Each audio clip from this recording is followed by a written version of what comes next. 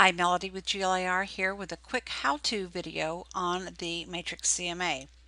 I've done a quick search and chosen some active and sold properties within a specific subdivision, and I've selected my properties to use for my CMA. Once I've made my property selections, I'm going to click the CMA button in the bottom toolbar,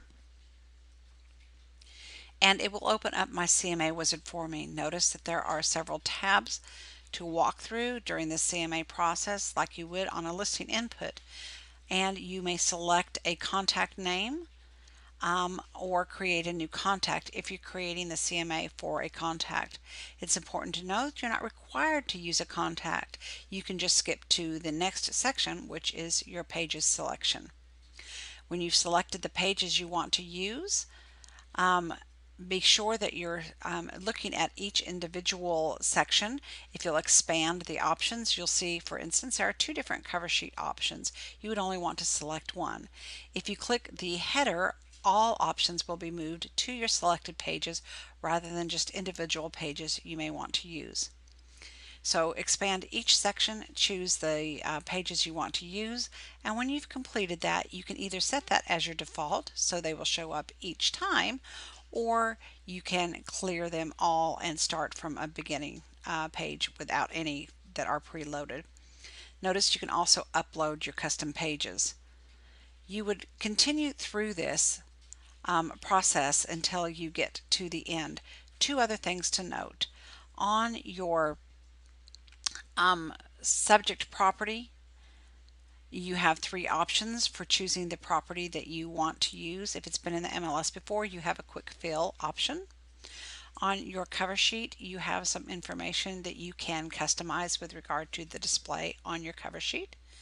On your comparables page, you are taken back to the list of properties you've previously selected, and you can add others if you would like to, or if you've set certain properties aside from a cart for a particular client, you can add from that as well. Then you would go to your map and your adjustments. When you get to the adjustments tab, if you are not familiar with the adjustments by going tab to tab across each of the many fields, you can simply click the View in Detail Mode option, and it will look like it did in the previous version of our MLS system, and you can simply do your adjustments right on down the line and go to the next property until you finish all your adjustments for each property. It is important to note that when you are in the system, you do not need to use each of the tabs. You can simply start your CMA and jump straight on over to your comparables, or to adjustments, or to pricing. I know a lot of agents will use the the Pages tab to select the CMA Professional report and just use that as the only thing they print.